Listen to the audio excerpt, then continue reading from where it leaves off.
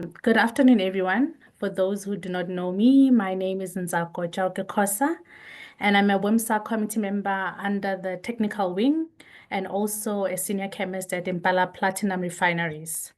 It's a pleasure to welcome all of you to this important panel discussion on the future of sustainable mining, where we'll be looking at just transition with a focus on the United Nations Sustainable Development Goals 8 and 16.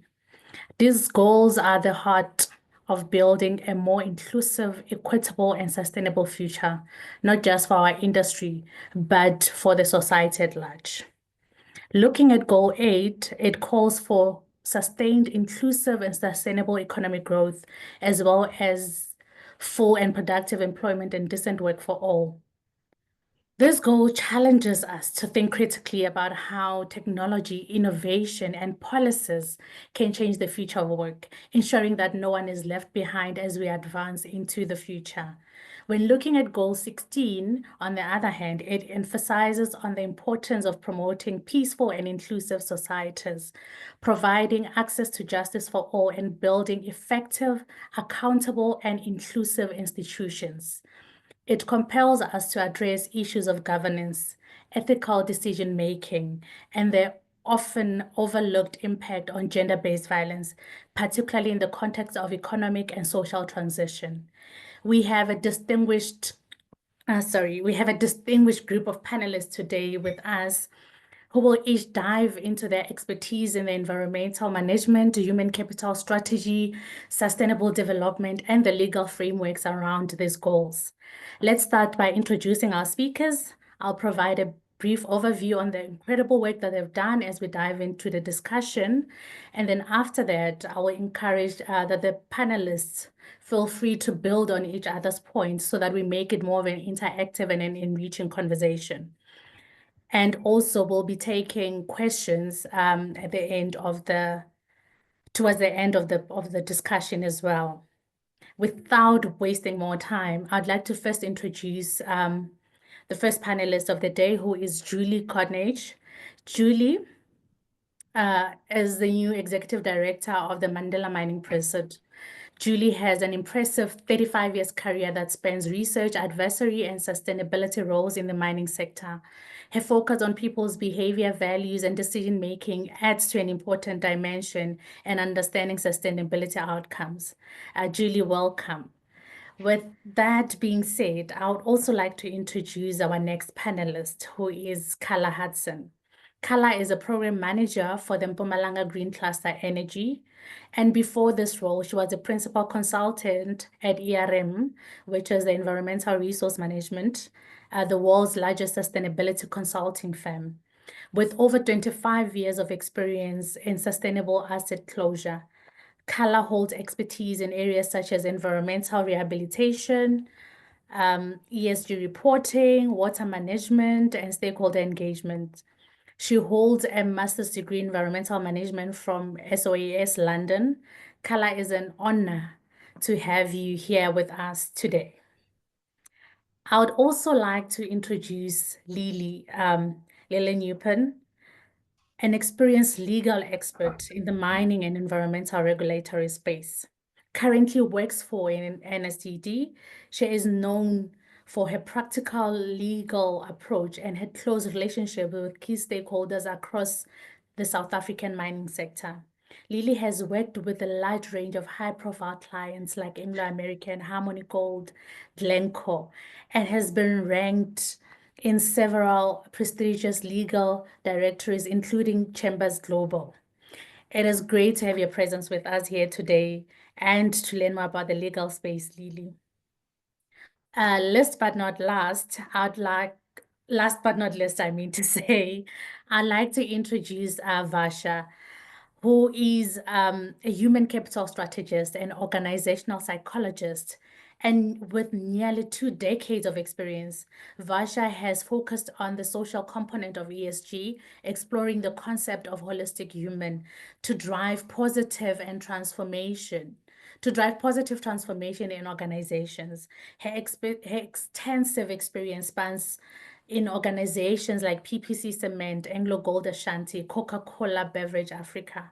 Vasha, it's wonderful to have you today and for you to share your insights with us.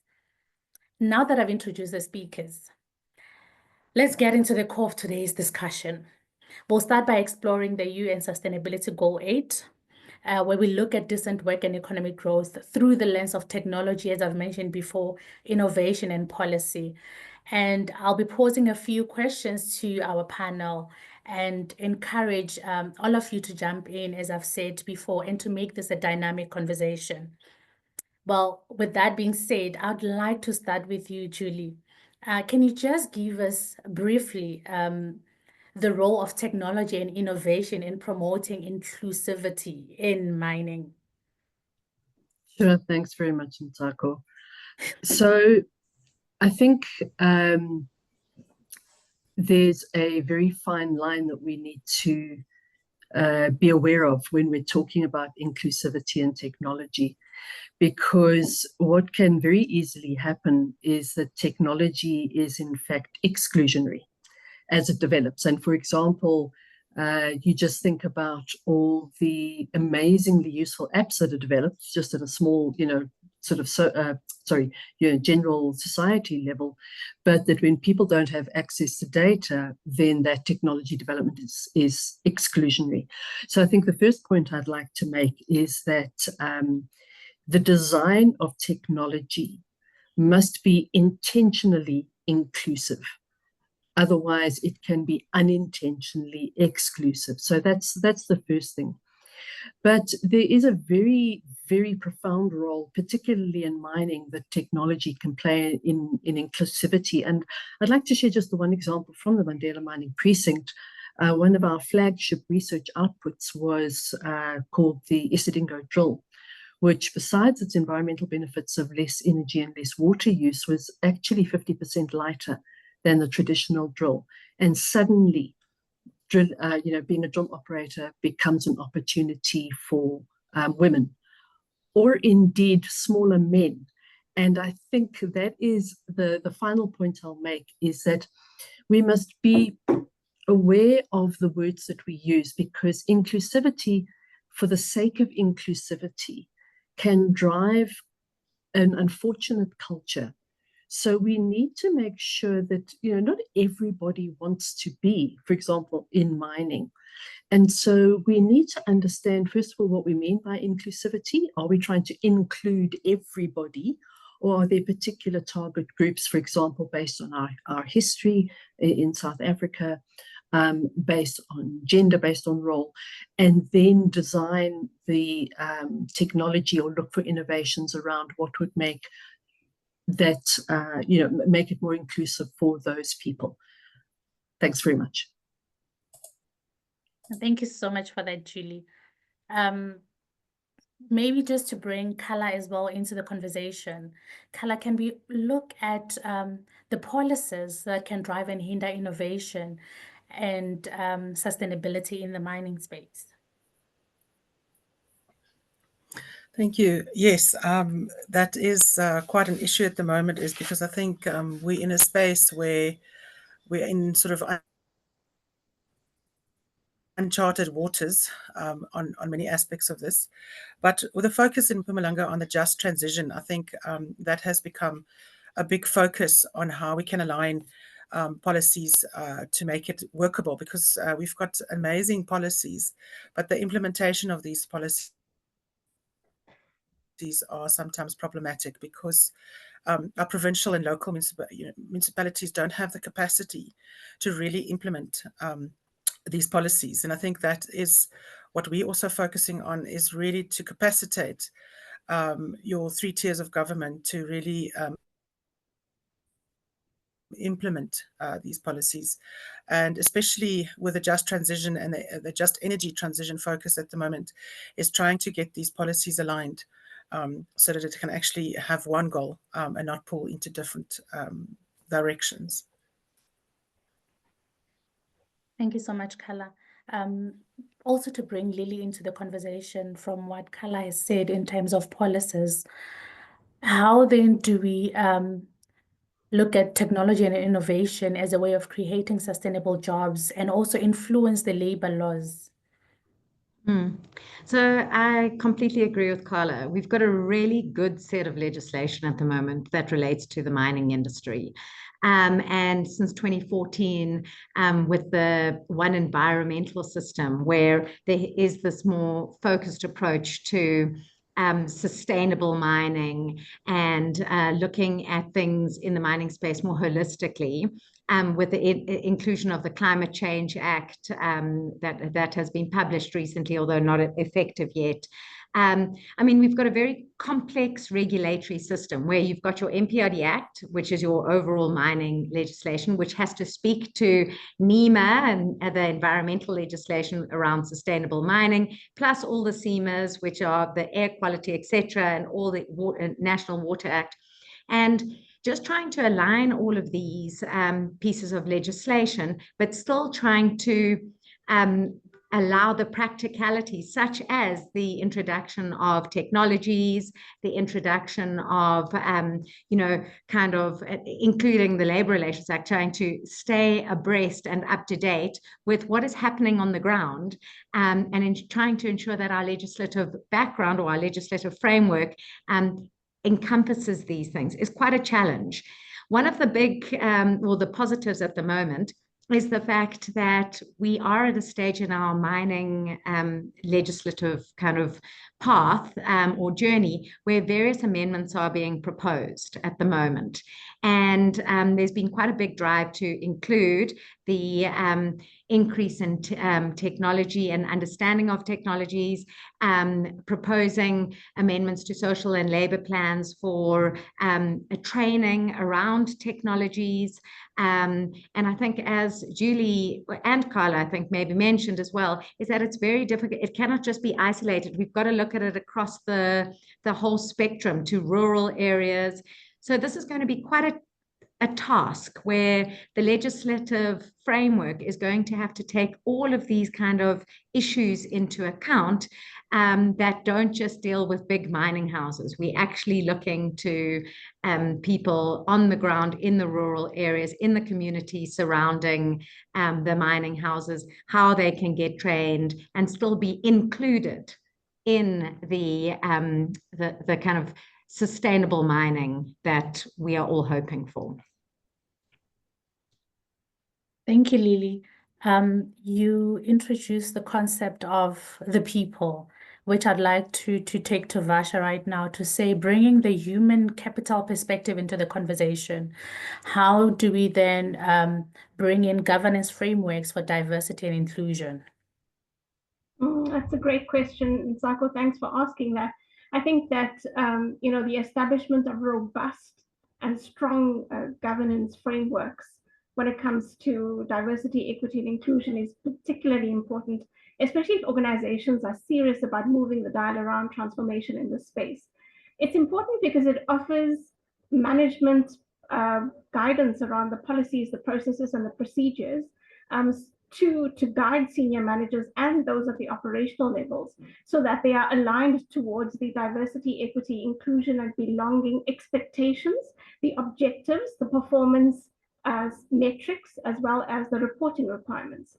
And I'd like to hone in on 3 specific areas where these governance frameworks offer great guidance.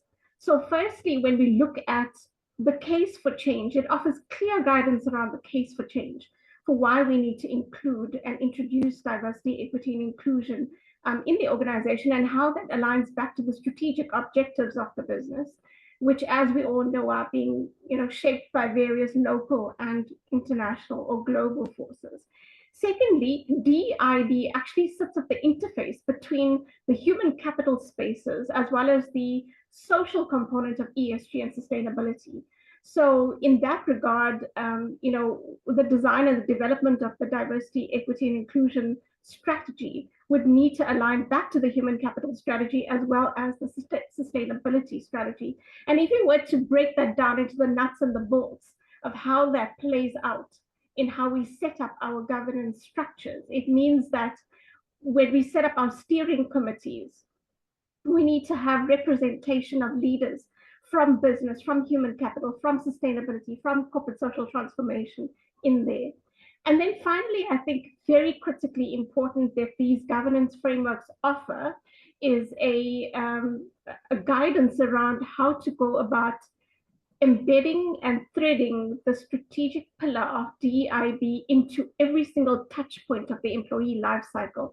And so there I'd like to hone in on a couple of areas, which is that of the leadership commitment and culture, the processes, policies, and procedures regarding this, as well as talent development and metrics and measures around this.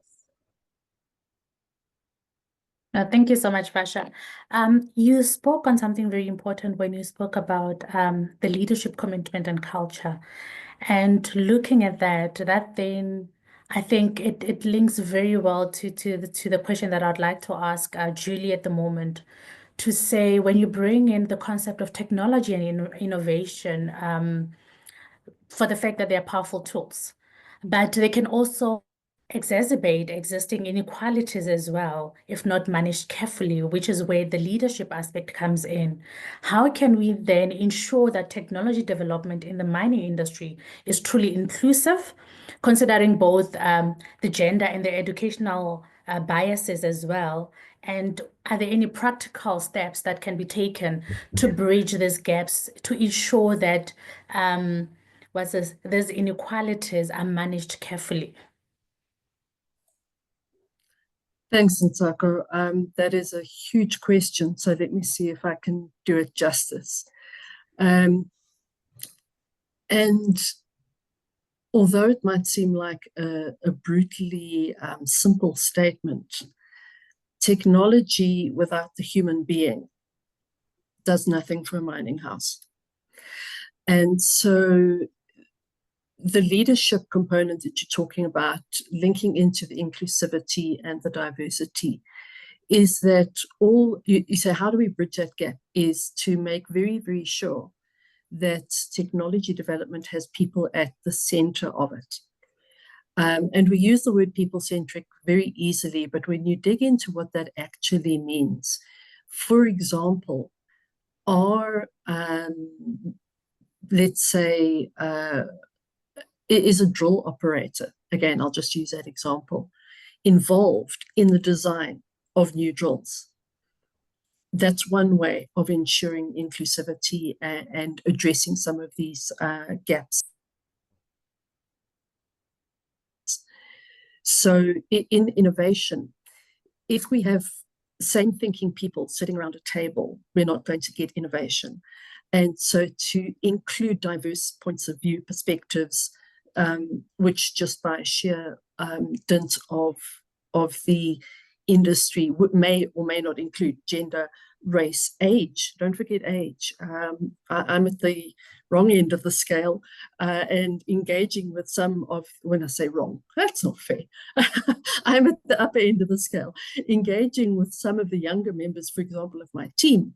The kinds of ideas they come up with, I would never even have thought of because I don't look at the world that way. So in bringing in this inclusivity and bridging educational gaps, we need to be very realistic about, for example, I mean, Basha, you mentioned it, training. You know, what do people understand by training? There's a perfect example that I can share of where it was at a particular mine site where people were shown a video on how to use a particular piece of equipment. And in the management mind, those people had been trained. In the minds of the people, they are not trained until they've used a piece of equipment. And so it's interrogating these kinds of things, because when an individual is allowed to participate in the development of new technology, their educational background becomes less of an issue, in the sense that they are co-creating and therefore will show how technology needs to be adapted to allow for that innovation. Now, that's obviously not always possible. We've got to be pragmatic about it. And, you know, often innovation is practiced by the experts, but it has to be used by the user. And so I think in summary, one of the core practices that we need to look at, as difficult as it might be, is to include diverse perspectives, diverse experiences, diverse education levels in technology development and innovation. Thanks. Thank you so much, Julie. You mentioned a very powerful statement where you said technology is nothing without people. And I'm sure probably the same applies to policies as well. Maybe Kala can help us here, because we know that policies play a crucial role in either fostering or hindering technology advancements. So maybe to you, Kala, how can the policies be designed to encourage innovation in the mining sector rather than stifling it? And also, if you can also share some examples where policies has either hindered or fostered different technological advancements in the mining space. Thank you. Yes, I mean, our focus is very much on collaboration and actually asking and sort of sharing the policies as well, because actually it's actually quite frightening how these policies doesn't actually go down, you know, to the level where people can influence it. And I think that is what the MGCA is trying to do, is really to make that possible, that people can actually interact and learn what is actually affecting them. I think what is hindering is the fact that you know, the municipalities are not really sharing that information, being the enabler and using these policies to actually be an enabler. They rather would like to control and sort of be the carrot and stick situation, where they use policies in that way rather than actually making the policies an enabler to actually make it easier for people to obtain you know. And one lady that I've interacted with was that the biggest barrier to actually start her business was actually getting through the policy hoops and the permitting hoops.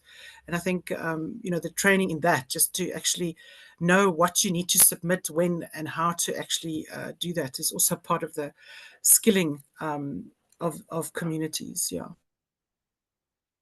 Thank you so much. And making them aware of the policies. Yes. No, thank you so much.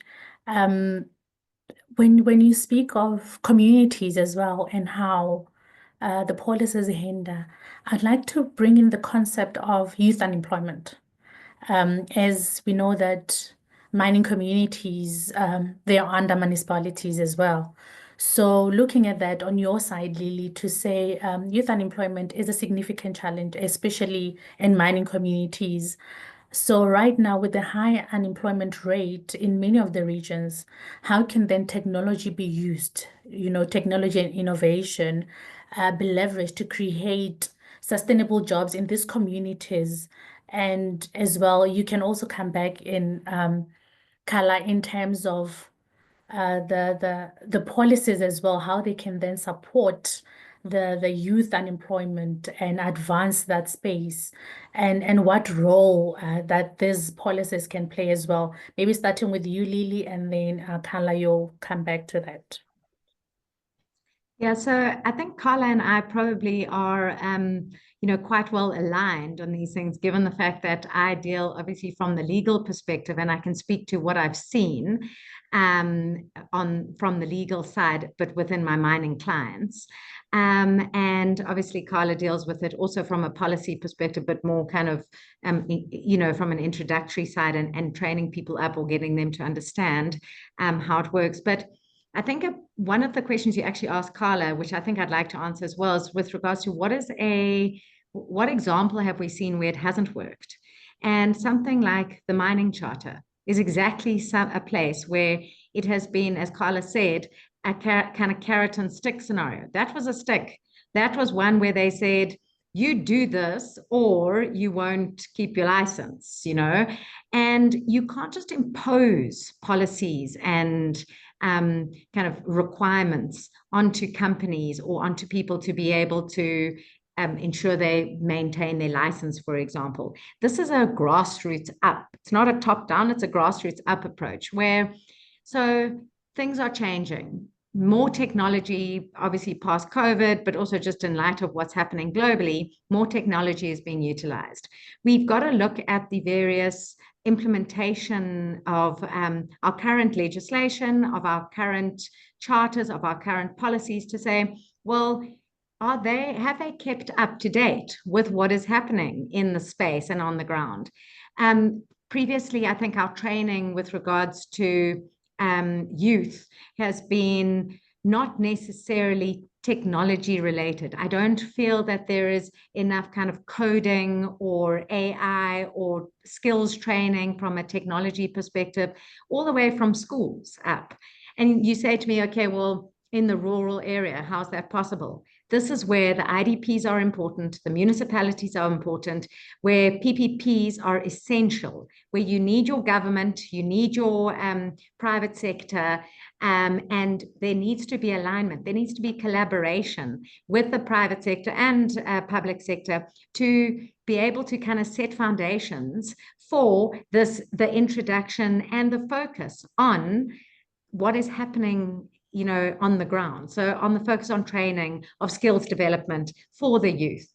And then once you enable people or youth from the early on, that will then be able to assist them. And I love the idea of the innovation, you know, kind of give them the ability to innovate more, which it's like a cyclical approach. They innovate, there's more technology, there's more economic growth, there's more, and it just continues along those lines. But from a policy perspective, and sorry, Qiala, I'm kind of cross-bordering here, but from a policy perspective, it's got to keep up and it's got to be encouraging as opposed to punitive. I hope that helps. Mm-hmm. No, yes, it does. You mentioned the concept of collaboration, which I'd like to bring it back to you, Qiala, to say, in terms of collaboration, is there a way that we can make these policies work better? And maybe also, Vasha, you can jump in here as well to say, with the challenges that are being faced in the mining space, in promoting decent work and bringing in the innovation, what are the obstacles that come with it, and the human strategies that are in place at the moment or that can be put in place in the future? What are those? So maybe starting with you, Qiala, and then coming back to Vasha.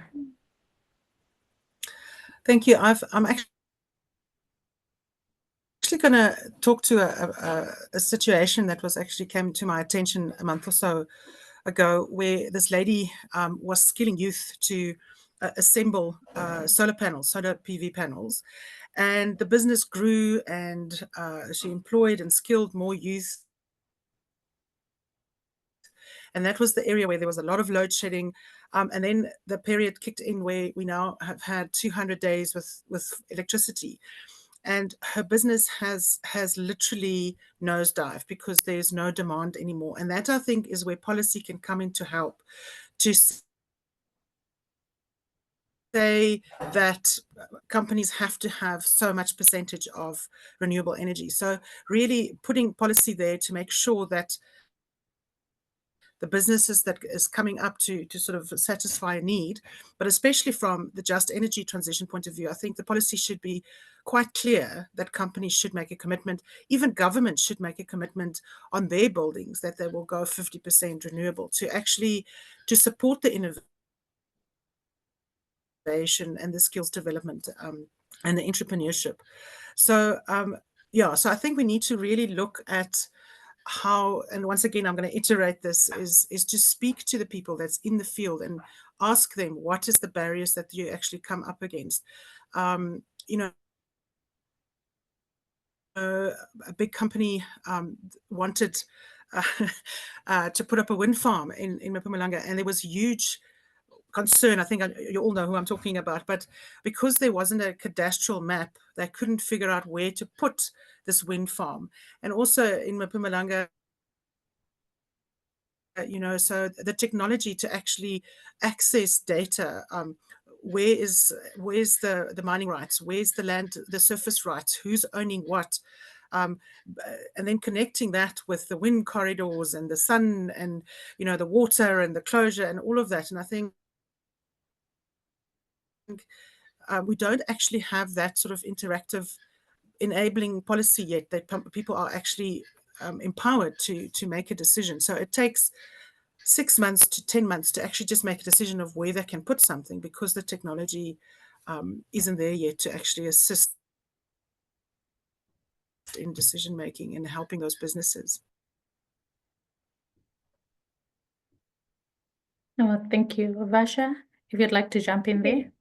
Absolutely. So from a human capital point of view, I mean, we start off with asking ourselves, what is that decent working conditions? And that really is, you know, working conditions where individuals within the organization, you know, are exposed to working conditions that are just, they are fair, and they are equitable. And so you're rightfully say, 𝗖𝗵𝘂𝗸𝗲, that there are various obstacles. And I would go so far as to say that these obstacles are present at every single touch point of the employee life cycle. And so from a human capital point of view, it becomes imperative to be able to put practices and policies and procedures in place to be able to address these and overcome them. So I'd like to maybe just, you know, run through the touch points of the employee life cycle and share some of these strategies with you. So from the first point, or the entry point, when we are looking at the talent attraction and talent acquisition of candidates from you know, from outside of the organization, we need to look at hiring and recruitment practices that are fair and equitable. And I think that if we're going to be using tools that are AI or you know, generative AI related, we need to ensure that the algorithms behind those are not going to now introduce an extra additional level of bias.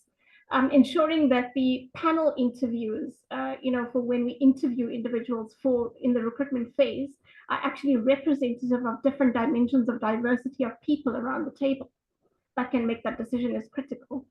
And then if you look at the second touch point, we're actually looking at fair pay. So this becomes absolutely vital in terms of ensuring that there is that level of, and I'd like to hone in on the gender, you know, dimension of diversity, but that there is that level of parity, pay parity when it comes to remuneration and rewards and benefits.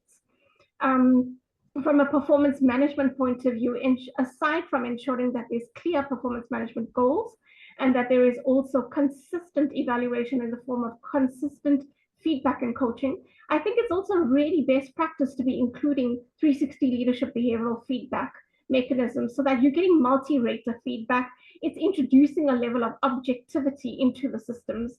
And that also introduction of upward feedback, not just from the manager to the team, but also from the employee upwards to the leaders. From a talent management, succession planning, and talent development point of view, again, the representation of those talent panels that make the decisions around the readiness of different candidates and individuals within the organization to be able to take up different roles, to be promoted, to be mobilized within the system when positions become vacant becomes absolutely critical. And then giving an equal access opportunity for different segments or talent segments around, you know, including them in talent development programs, be that on the technical side or on the leadership managerial side. And then I just want to hone in on safe working conditions, and that doesn't just include physical safety.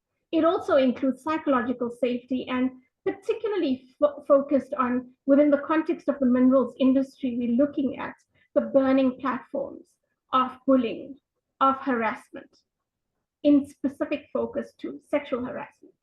So that, coupled with social safety nets that can offer an enabling environment for different individuals, particularly that of women, to be able to adjust in terms of work-life integration. So the introduction or provision of childcare facilities or maternity, you know, facilities where there is provision of breastfeeding facilities, as an example, for new moms coming back. So those are just some examples, 𝗖𝗂𝗶𝗲, where I would see that those decent working conditions come to fruition and come to life from a human capital point of view. Thank you so much, Lee. That's a mouthful. Maybe to you, Julie, looking at what Lily mentioned in terms of the algorithms that are used in terms of remuneration, looking at the 360, the 360 assessments to look at what is it that people are going through with their effectiveness, looking at objectivity, looking at psychological safety as well. Would you then say when we look at modernization of these processes within the mining sector, are they people-centric? Or are there certain groups that are left behind when it comes to, and like I mentioned, when it comes to the different algorithms, the remunerations, when it comes to psychological wellness as well, or safety? Are the people that are left behind, or are we saying that it is truly people-centric? Julie. Thanks very much, 𝗓𝘂𝗧𝗂. And here my response is going to be caveated, because obviously one cannot paint the entire sector with one brush. So I will talk to some of the ideals and some of the examples. So are there people who are being excluded? Almost certainly. But that is, again, a generalization. And as I mentioned before, sometimes it's an unintentional exclusion. And I would like to just latch onto one word you used, talking about objectivity. I think we need to really strongly embrace the fact that none of us is objective. Even though we rely heavily on the objectivity of science, for example, many scientists today, and Varsha, with you as a social scientist, will I presume have something to say about this, that none of us is objective. We are part of the question, we are part of the solution. So sorry, I just really, that is a particular issue for me, because it's part of what leads to this gap and this breach, as I call it, between whether it's between leaders and the working team, or whether it's between how it affects inclusivity. Because if we have this attitude of stepping back and saying, well, I'm the objective expert, you don't have anything that you could possibly share with me that is useful in my technology development pathway, immediately we are going to be excluding people. Anybody that we think is less informed, less educated, somehow with a different perspective. So that's the one aspect of it. I think also, and forgive me, there were multiple layers in your question, but this has sort of popped into my mind, is that we talk about inclusivity and innovation. And for me, inclusivity by definition will spark innovation, and therefore diversity will contribute to innovation. And whether or not people are truly at the heart of the work we are doing in the mining sector around technology, around modernizing mining, I personally, in my experience, things have improved dramatically in the sector overall with responsible mining companies. But there's still a very, very long way to go in the day-to-day practices. And I've no doubt we're all guilty sometimes of not doing the full inclusivity thing, because I think the other thing that we don't acknowledge very much is that inclusivity requires a need to build relationships and maintain relationships. And that takes time. Whereas innovation, the drive is quick. It's the next, this AI innovation, and it's that tech, or it's the new app, or obviously there are imperatives such as safety and productivity. But to be inclusive, truly inclusive, takes time to build relationships. And the only way you can do that as a leader particularly, and it comes through to whether or not we are instilling this cultural architecture of people centricity in everything we do. Because whether you're in mining, whether you are a beverage manufacturer or a food producer, or in, I don't know, communications and things, without our people, we cannot, and listen to that language, without people, I caught myself in the moment there, without people, we cannot carry out our business. And so I think truly enlightened leaders, people who are able to get over the hegemonic message of it's all about how much money we make as quickly as possible. And obviously that is important, because it is a mechanism of upliftment and of in itself economic inclusion.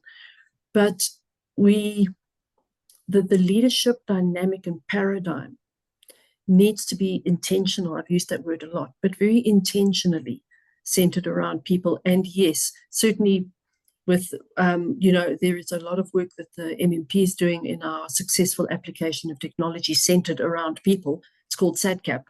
That's the drive of that whole research program. And there's a lot of deliverables there to help the industry, and it's freely available, practice this inclusivity in technology development, in change, with very particular guidelines. So the short answer is it's improved, and we've still got a long way to go to make it just a normal, natural, unconscious daily practice. No, thank you so much for that. Maybe Varsha, to bring you back there, when you were speaking of psychological safety, and what Julie just mentioned now, can we look at the concept of the holistic human within the ESG space? And also to say, I think here everyone can jump in, also to say, is the ESG strategy working, or is it just a tick box exercise? And where can we fix that to ensure that it is not just a tick box exercise, but also it is giving back into our mining communities as such? Absolutely, Nsako. And I think I'd maybe like to start off with, introducing or sharing with everyone the concept of the holistic human. The holistic human is a concept that I introduced and I guess coined through my publication in November of last year in the Mail and Guardian, in an article authored by myself that was entitled "Accelerating the Rise of the Holistic Human as Contextualized Within the Social Component of ESG." Now, I'd like to just take a few steps back and share with you some of the key observations and gaps that I had identified or observed that compelled me to actually write this article. And the first gap was that when we look at the global platforms out there, like your World Economic Forum, COP28, various debates and discussions around ESG, what we do notice is that there's a lot of focus on the E, the environment, and the G, the governance, and rightfully so. But what I have also noticed is that the social component seems to sometimes lag behind. And this is particularly relevant within the context of the minerals industry, particularly in relation to the maintenance of the social license to operate. So that's the first observation. Why is this important? Because in order for ESG transformation and enhancement of ESG performance to move forward, to gain traction, we actually have to have all three components, E, S, and G, transitioning in unison with each other. And we cannot have certain components moving forward and others lagging behind. So that was the first observation. The second observation is when we look at the social component of ESG, it has a lot to do with the establishment of healthy, trusting, equitable relationships with various stakeholders. And that includes family, the community, organization, even the affairs of the planet, for the benefit of people and planet. But what we really do is actually stop and think and ask ourselves, where exactly does this change begin? So the concept of the holistic human is founded upon the principle that change begins first at the individual human level through the holistic health. Before that change can transcend and permeate to the holistic health and the establishment of healthy, trusting, equitable relationships with those multiple stakeholders for the benefit of people and planet. The third observation that I had made was that there was a movement away from the single unit when it comes to the components within the social area of ESG, a movement away from the single unit towards the whole. And that's where I then came up with that concept of the holistic human. But it's to say that when I embrace the holistic human in myself, the holistic healthy human within myself, it means that I'm not only embracing my physical health and safety, my mental health, but also my spiritual health, my social health, the authentic human being within myself, the diverse, equitable, and inclusive human being within myself, and the psychologically safe human being within myself. So this actually drives innovation.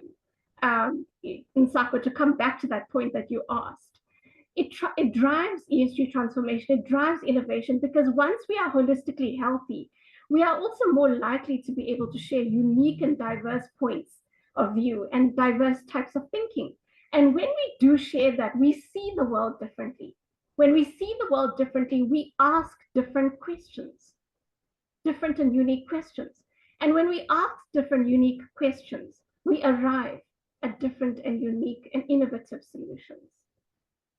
That, coupled with the fact that we don't feel afraid to be able to make mistakes and to be able to fail, which is critical to that level of psychological safety, feeling safe to speak up, feeling safe to be able to make that mistakes and fail, which is an absolute driver for innovation as you look forward towards that.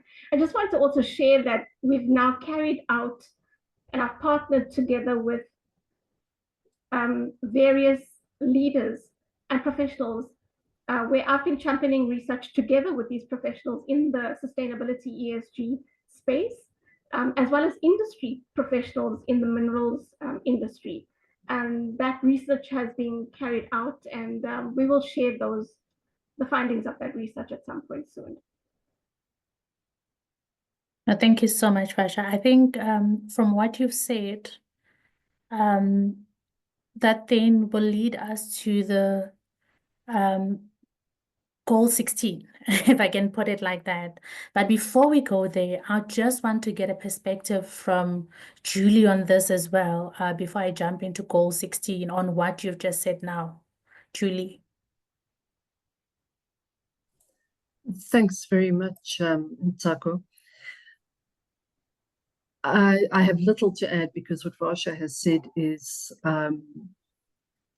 so close to my own heart. And I think the one challenge in the research and innovation space is that issue around permission to fail, because the reality is that when one is undertaking research for technology development and innovation, an outcome that shows you that something doesn't work is in fact a valid research outcome. But it is viewed as failure in the typical industry lens. And so I just wanted to really support what you said, Vasha. And look, the holistic human, as I said, is very, very close to my heart. And we cannot expect people to walk through the proverbial office door or to go down the shaft and leave the fact behind that perhaps their spouse has cancer, or their child is struggling with homework, or, you know, they are simply having a bad day. That is such an outdated view of the world. And I'm repeatedly quite surprised by the number of leaders who maintain this perspective that one must in fact only bring parts of yourself to work. And I'm not for a moment saying that one mustn't act professionally in a professional space, but you act authentically, as Vasha said, as your complete self, which means, well, I heard a dreadful story the other day where someone said to me that they had been told that managers don't cry. And that is an incredibly harsh perspective to hold and to impose on others. So Yeah, Lily, I see you've got your hand up. Perhaps, yeah, that you add. I do want to add to that because I experienced something today, in fact. So I am, just to give a bit of context, I am the head of the law firm. I'm the head of NSDV. And one of my candidate attorneys came today and she was very upset, and she said she doesn't think she's going to continue with law by virtue of the fact that, and she's a person that has come from really disadvantaged background, and she has worked so hard to get where she is today. She literally, she's come from rural Limpopo, and she's come and she has worked so hard, and she's becoming an incredibly good construction lawyer. But she has to pass these exams. And for some reason, she's passed 3, and there's one exam that she's got a mental block against. And she called the directors in today very bravely, and she said, no, she thinks she's going to stop law because she cannot get past the fact that she cannot pass this one exam. And as the leader, I got incredibly teary at the thought that our kind of standard of writing an exam can push somebody kind of beyond and say that they don't want to continue in the space. And the other directors came to me afterwards, and they were like, they can't believe that I basically had tears and that I was crying. So I said, but if you cannot be authentic in your own working place, if you cannot be your own person, if somebody cannot come and tell me that they're angry because somebody has treated them badly, or that they are sad, or that they're scared in some way, what are we encouraging below? So sorry, just when you spoke about the fact that managers can't cry, I was like, I cried today. And I cried because of it. So that was a bit of an aside. Sorry, Nsako. Decent work environment. No, Thank you for it sharing that makes vulnerability perfect. with us. No, come in. Yes, you can come in. Yeah, I was just saying to Lily, to thank her for sharing that vulnerability point with us, because I think it's quite a vulnerable thing to be able to say that, and I think that here's where the role of courage comes in, that we are human beings, we're not robots operating in the workplace. So yeah, so wonderful, kudos to you, Lily. Yeah, I think from what Vasha has said, kudos for being human, actually. Yeah. That is a component that I think, well, I felt that we don't embrace enough in the mining sector, and to have a strong woman who is in leadership embrace it, that gives some of us, more courage. And with that being said, I'd like us to move to goal 16, where we look at peace, justice, and strong institutions. And Julie, I would like to invite you into this conversation, starting off with you, in terms of the governance of the mining operations, to say who typically makes the key decisions, and how do this impact in terms of fairness and inclusion, and also how can those decision-making processes be more transparent to different stakeholders involved? Thanks very much, Nsako. I think, and here, Lily, you'll have a lot to add. Obviously, we can never ignore the fact that mining companies are subject to the law of the land. And so the board retains ultimate decision-making responsibility, accountability, and liability. So when you're saying who makes the decisions, again, we need to be very specific. Decisions about what? And at what level. So obviously at the highest level, the board is responsible for making those decisions, and therefore diversity and inclusivity on boards is critical. And that refers to diversity in all its dimensions, whether it is on the basis of qualifications. I mean, I remember, and this is going back many years, I think it was late 1990s, one of the first mining houses to include an environmental scientist in an advisory capacity to their board. And it was breakthrough, because up to that time, that was unheard of. So we need to take this kind of thinking now and say, what are the skills, what are the backgrounds, what are the perspectives that we need, and include them at that top decision-making level, whether it's executive or non-executive. And non-executive can be very powerful as well. Because of the role of a non-executive director, you can get some quite dramatically different perspectives and people are more free, perhaps, to speak as a non-executive director. So I think we have to recognize the legal requirement for that board decision making. But in terms of fairness, and again, we need getting specific, fair to whom, in what way. The law requires the board to make decisions, but a well-informed board, and someone, I think it was you, Varsha, I can't quite remember, or Lily perhaps, talked about the 360 reviews. So it's not only individuals who can do 360 reviews. You can have a 360 review for a board, so that, in fact, employees can give their opinions on how they think the board is doing, how the executive is doing. And that kind of informed decision-making is potentially more fair and transparent. And in terms of transparency, again, one has to comply with the law in terms of what is confidential, what can and cannot be disclosed by boards. But, and also not, there's a very fine line once, in terms of consultation and inclusivity, someone still has to take the responsibility and accountability to say, I've heard you, I've had your inputs, and now I need to make a decision. But nonetheless, I believe that better informed decisions are probably better decisions by and large. And we mustn't also think that transparency automatically leads to more inclusivity. We have to be very, very conscious of whether it's historical reasons, whether it's cultural norms and standards, whether it's purely internal, personal characteristics and personalities. Just because we are transparent about decision-making or our decisions around issues in mining doesn't mean everybody is going to step up and offer their opinion.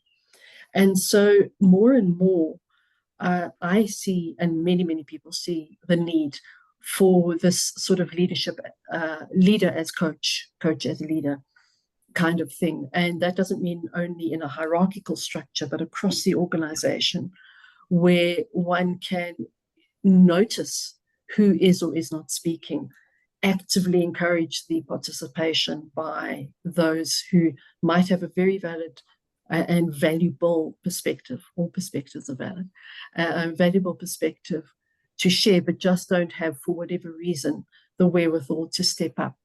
So I think also, in closing, one must look at funnily enough, for me, that the maturity of the mine, and I'm going right now at site level now, bringing it right back to mining. If you have an incredibly old, well-established mine, it is possible, and not inevitable, but possible, that the culture matches that. And therefore, it may be that one needs to look at actual life of mine issues when one is looking at how to improve transparency and that sort of thing. If you've got a workforce that has been fairly stable, have been with the company for a long time, get very used to one way of doing things. And change is hard for everybody, everybody. But as leaders, we cannot expect those who do not necessarily feel that they have the power to do so to step up and make the change. We have to, I think, forgive the cliche, but be the change that we want to see in the sector. Thanks. Thank you so much, Julie. Maybe bringing Lily into this conversation as well, to say, when it comes to public participation, we're looking at transparency, to say, when we look at public participation, how do we ensure that this is done effectively, especially when we're looking at the risks that come with economic transition as well as looking at mining communities, to say, we have different challenges in mining communities. Now you want to bring a community into a public participation, but they have challenges of food security, they have challenges of gender-based violence. How do we does this work? Does the concept of public participation work? And how can we ensure that it works for the transparency, for the inclusivity, and also for the effectiveness? So, Nsako, I think, I mean, that would have been a great question for Carla, but I definitely, let me try and see if I can kind of give my perspective. So I guess when you're looking at public participation, well, when you're looking at any project, you've got to look at every single stakeholder. You've got to have done your homework to understand where every stakeholder sits, what their kind of agenda is, if I could say. I can't think of a better word, but what do they need to gain from this? Where are they coming from? What is there? And you're right. What is the measure of benefit that they're looking for from a public participation person or from the project at the end of the day? And you need to ensure that the people that are engaging them from the mine understand that, number one. Something as simple as understand the language or can speak the language. That is like, it's critical. I've been to public participation kind of events on behalf of mining clients where an Afrikaans man will stand up and speak to a community in like Limpopo, and they don't know, and there's immediately a trust kind of breakdown in trust. So I think the homework around understanding who your stakeholders are, understanding what their agendas are, what they need, and trying to, and I know it's easier to say from a kind of a greenfields project, but when you are looking at it from a greenfields project, trying to be as inclusive as possible from the beginning. With regards to everybody's requirements. Remember, we form part of an administrative law system here in South Africa, where no final decision should be taken without some kind of consultation, but they talk about meaningful consultation. So that whole notion of, well, what is meaningful to one group of people may not be meaningful to another. And that's the challenge of these mining companies, the bigger mining companies and the more established, I guess, taking it forward. But for the newer upcoming junior sector and exploration sector, this is a massive and fabulous opportunity for them to try and do things differently. I hope I answered the question. Yes, you have, and you have done justice to the question. Unfortunately, Carla had to jump off. She's having technological challenges, but you have done justice to the question. Okay, great. And with that being said, maybe looking at the fact that we've brought in the different elements, the different people, the different stakeholders within the space. Vasha, on your side, right? Looking at the fact that the future of work is evolving and mining is a male-dominated industries. How do we then envision the future of work evolving in such a way that we end up making our male counterparts, our allies in the mining sector, as well as leveraging diversity and fostering innovation to ensure that there is continuous growth? It's a great question, Nsako. I think like from a future of work point of view and the evolution of that, aside from the adoption of technical digital technologies, as well as the introduction of remote and autonomous mining, I think, adopting from an organizational culture point of view, adopting the right practices to ensure that a growth mindset can actually, come to fruition is going to be absolutely critical in terms of this. When we look at innovation in particular, there's a wonderful saying by Albert Einstein, which speaks to the fact that you can't use an old map to explore a new world. And I think that is so true, and it holds true for the minerals industry as well. And so if we were to look at, innovation and diversity, equity, and inclusion, which I've spoken about quite a lot earlier, but I just wanted to share that extensive research that has been shared by Deloitte Consulting or carried out by Deloitte Consulting over a number of years has actually come to the conclusion that diverse and equitable organizations are 6 times more likely to be innovative, 6 times more likely to be agile, twice as likely to be, meeting or exceeding their financial targets, and 3 times more likely to be high performing. So I think, that is in terms of the drive towards innovation and D&I in terms of the future of work. When it comes to male allyship, and I think you spoke about that, you asked that question around male allyship. Am I correct, 𝗖𝗵𝘂𝗶𝗲? Yes, I did. So when we speak about that, I'd like to take a few steps back and just speak about that in relation to gender-based violence, because our country, South Africa, actually has one of the highest rates of gender-based violence in the world. And in fact, it has a 5 times higher femicide rate when compared to the global average out there. And that's according to statistics from the Minerals Council of South Africa. And then, in fact, in 2020, our President Ramaphosa has actually called out gender-based violence as a second pandemic to be impacting our country. So in relation to that, some organizations are a little bit more forward, and other organizations in other industries require much more attention and much more focus and the spotlight to be shared more around gender-based violence. And I think we can all, agree on this panel, and including those that are listening to the panel, that the energy resources and industrials industry is certainly one industry that requires extra attention regarding this. And that's where, one example of an intervention around male allyship comes in, at least in my view.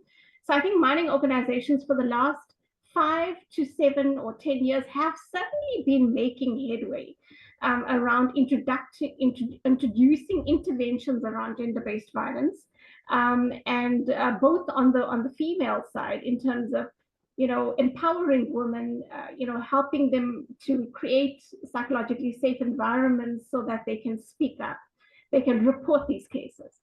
But also on the male allyship, there has definitely been organizations in the minerals industry that have started this journey. But what I wanted to hone in a little bit more on is, how do we dig a little bit deeper to ensure that these practices are enriching the systemic depth of the organization? And I think, like, I can see Julie, nodding your head there. For me, it starts with education in terms of, a human being's basic human rights that's enshrined in the Constitution of our country, as it relates to both men and women. And then, digging deeper then in terms of the narratives that have been shaped over hundreds of years in terms of patriarchy, misogyny, the way in which the roles and the expectations and the behaviors of men have been shaped in terms of that narrative, and then the corresponding narrative on women's side in terms of, the expectations, the roles, and the the behaviors that women are meant to be showing up with. These are all narratives that need to be reauthored. And I think this offers a wonderful opportunity for male allies to reauthor that narrative for them, and to offer them the value proposition to say that there's such a wonderful case for change here, that they can actually be placed in a wonderful role, using their role as a wonderful advantage around empowering women and around actually, offering that championship for male allyship in the organization. So for me, those are actually just some of the various aspects around male allyship. I think we can introduce programs of that kind, and I definitely can acknowledge that organizations in the minerals industry have certainly done that. But for me, it comes down to the nuts and the bolts of 4 practices. Firstly, men having and displaying the courage to call it out, not just in general, but when it's happening. And that requires courage. Secondly, that they display the courage to resist the peer pressure that they may experience by others who want to retain the status quo. Because I do believe it requires a lot of courage to move past that peer pressure. And thirdly, looking at how is it that we, encouragement display the courage for displaying or showing up as their their vulnerable selves, in terms of acknowledging the impact of gender-based violence on significant others in their lives on a personal level. You know, whether it be their wives, their daughters, their sisters, their mothers. You know, it has to impact on the personal level for it to be impactful in the system. So those are just some practices there around male allyship that I could share with you around in relation to innovation and the future of work. Thank you so much. That will be great if you could share more of that information with us. I feel like there's a lot to learn from that. And bringing the allyship concept to say, at the end of the day, what we're striving for is gender equality as well. We learn from them, and so that at least in the ranking and in the gender equality and in the psychological way of thinking, we are on the same par. So over to you, Lily, to say, in the context of just transition, how can proactive governance enhance gender equality? And then are there specific policies or frameworks that have proven effective in enhancing gender equality during such transitions? So proactive governance at this stage where we are in this country, I think is the only approach. I don't think we can just leave it up to kind of a free market per se, particularly in the mining industry or in male-dominated industries, or previously male-dominated. It's still male-dominated. I mean, I went to a panel the other day, and I think there must have been about 40 speakers on the panel, and 2 of them were women.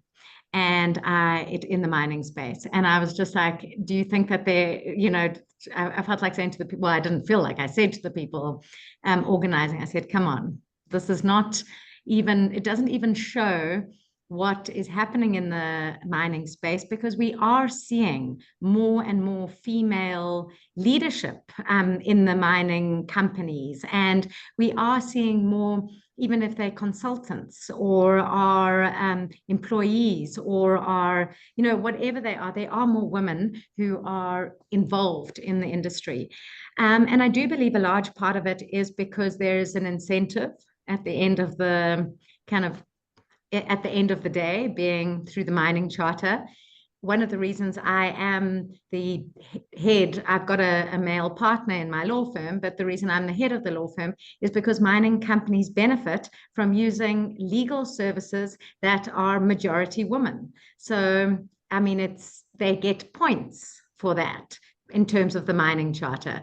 So from a proactive governance perspective, I think that is a very important part, or a very important kind of initial step for the industry to be taking, so that when finally the penny drops and the industry as a whole realizes that women can do it just as well, perhaps even, well, not perhaps, probably even better in many instances, there may not be a need for governance of it anymore. It may just, and I'm looking quite a few years ahead, obviously, and that it won't be a choice between, are you male or female? It will be on merit at the end of the day.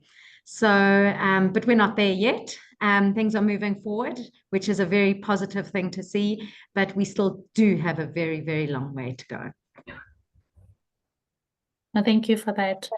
Maybe one last question in terms of goal 16, while we open up for questions from the attendees.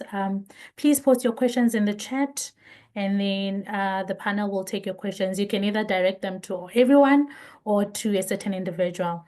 Julie, the last question from my side is to say, with the subtle violence of exclusion, right, in the context of gender-based violence, could you elaborate on how exclusion manifests in the mining industry, and what is it that can be done to address this issue? Thanks, 𝗓𝘂𝗧. And it is very, very subtle violence, and exclusion happens in many, many ways. And I'm going to talk over history, not only now, but it can happen at every level. Lily has already talked about language, in the public participation space, but especially in the mining space. So when you think about it, exclusion happens in the design of personal protective equipment, in the design of equipment, in meetings. Share a story. It's funny now, it wasn't funny at the time. Over, what must it be now? It's about 25, 26, 27 years ago. I was involved in an international meeting around mining, and I was the only female in the room. And all the men spoke first, and then the chairperson turned to me and said, and now let's let Julie share her little story. So, you know, it's even in things like that. That is very exclusionary. In the design of change rooms, the first time I went underground, there was no such thing as a female change room. But then, on the other hand, about 20 years later, I came up to a change room that was designed in pink and black lace. So, yeah, but anyway, it was, at least it was there. When you think about, and I've said this in many forums, even the forms you have to complete as an employee, when it gets to gender, how many times do we say, is it just male or female? And even the word other is entirely exclusionary. And we should be having a male, female, self-defined, something like that, because that is more inclusive. Even, and I know things like race are sort of politically and legally defined, but even on our forms, the way we communicate in our forms. So there's a lot of ways that exclusion happens. But with everything we've been talking about, I think there is, and I perceive that, no, let me say it's a perception, not a thought or a belief. I perceive that there is literally the sort of, you know, rising tide lifting all boats. There is a generalized upward movement of consciousness and awareness of these matters. And why I'm saying that is I participated in a Women in Mining event with the Aggregate and Sand Producers Association, the 𝗓𝘂𝗶𝗲, led by a woman, 𝗛𝘂𝗂𝗏. And it was a webinar, and there were many men present. And we were talking very openly about things like, are we considering the impact of menopause on women in mining, in the mining space? Because obviously, as many of us will know, whether through experience or just being women, it impacts our moods, it impacts our the physiology, all that kind of thing. And at the end of it, one very courageous man put up his hand, and there was tears in his voice. I couldn't see him, but there were tears in his voice. And he said, ladies, today my life changed because of what you have shared. And so I think we also need to look to ourselves to have the courage. It's not only up to men to speak up, it's up to us to speak up. We cannot expect on a gender basis any other gender to understand what we're going through unless we talk about it. You know, I don't know how anything other than to be Julie Courtnidge, 55, white female, raised in South Africa, you know, etc., etc. I can't imagine what it's like to be anybody else. And so we need to be as open within our sort of professional circles and our personal circles as possible about the challenges we face. We need to be open about what we experience as exclusionary as well, because it means different things to different people. And just have that courage to say, you know, when you make that comment, I feel like I'm not part of the conversation, or whatever it is. So I think this mirrors what Varsha was saying about, and also I think what I said earlier about, we really need to show up, all of us, male, female, all genders, all races, every dimension of diversity. We can just be ourselves as best possible, including all the egregious mistakes we will make, and own ourselves, own our mistakes, and drive this recognition that at the most fundamental level, we are all human. And once we can connect at that level, many of these issues will be more readily dealt with, because they will be more readily spoken about. And I think it's Brené Brown who says, shame cannot survive being spoken. And I think exclusion probably is one of those things that cannot survive being spoken about. Thanks. Well, thank you so much. I like how you ended it with the human element of it. We are human at the end of the day, hey? Now there's a question for you, Julie, and it speaks to your experience in decision-making tools and governance to say, what can we do to ensure that these tools are accessible and beneficial to all stakeholders, including the most marginalized? Yeah, that's a very challenging aspect of governance in that, so in a world of complexity, which we are in increasingly, the ability to make decisions around these complex issues is very important. But how do we make sure it's accessible is, for example, part of what we're working on at the Precinct is hoping to develop some form of accessible database. But more importantly, let me take a step back and say what is already happening. There is an increasing drive globally and locally for the Creative Commons, in other words, to make things readily available without putting a payment barrier. And Lily, you could talk to the legalities of this much better than I can. But I think one of the best ways to overcome this decision-making exclusionary process is for, at whatever structure, with whatever structure in whatever level you are at, to consciously open up the conversation around the decisions you need to make. And it's not that everybody can or must be included in every single decision. That's not feasible. We would be spending our entire lives just talking to each other and not making decisions. But being very conscious of prioritize who is important in this decision, who might be impacted by it. It's very, very important. The nothing about us without us thing. And that counts across all aspects of diversity. And then just to encourage those who do have the privilege of having access to these tools to share them where it's not a matter of IP or confidentiality.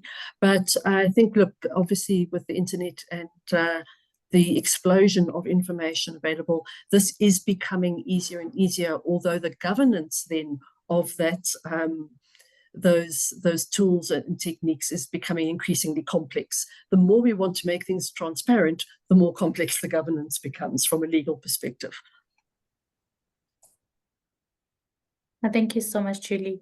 There's a question for Lily as well to say, in terms of legal and regulatory perspective, how can we better align our national policies with global sustainability agenda, particularly in the mining sector? So I think, well, if we're going to do that, which I do believe we really should be doing, we should be looking at the ILO, we should be looking at the Paris Agreement, we should be looking at, obviously the UN Sustainability Development Goals, and we should be looking at our current MPRD Act and the related legislation, which is currently open for amendment. And we should be aligning the MPRD Act and what we're doing at the moment with those international standards, because a lot of work has gone into this, and there's been a lot of kind of consultation and collaboration around it. And we can pick on things that are relevant to our country, but also allow the policy that we have to be flexible enough to be able to move with the times. So not as rigid as it currently is, but flexible enough to be able to be amended and move with the times. And then again, not just on the legislative perspective, but actually on the implementation of it. I think it was Carla that said that she's deployed people out to assist in capacitating the necessary departments.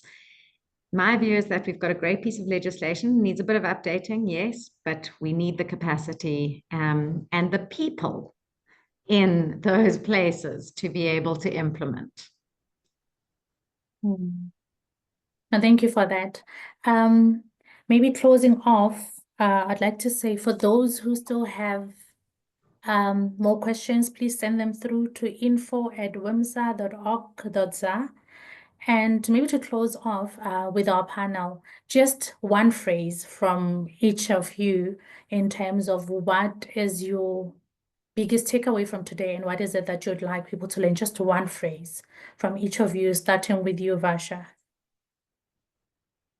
I think, 𝗖𝗄𝗋, if I were to listen to all of my esteemed colleagues on the panel, every single one of them spoke about some level of inclusion, whether that be from the legislative point of view, or community point of view, or human capital point of view. I think so. That for me is just inclusion.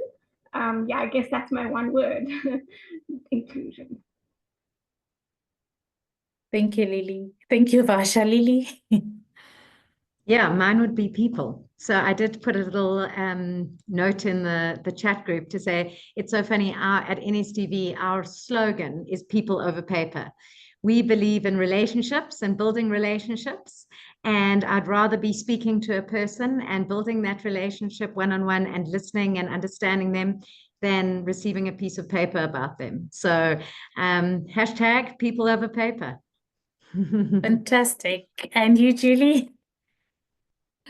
Thanks very much. I think my phrase would be, change takes courage. And courage is not something that can be imposed. It has to be something that is chosen by all of us. And with that, ladies and gentlemen, inclusion, people, and change takes courage. Thank you to our panelists and for your valuable insights, and thank you to the audience for your participation. I truly hope that today's discussion has inspired you to think critically and to think of the future as we transition. With that being said, thank you everyone, and please look out in our socials for the next webinars and the next interactions. Have a wonderful day ahead. Thank you. Thanks, 𝗖𝗄𝗋. Thank you. Thanks, Bye. panel. Okay. Bye.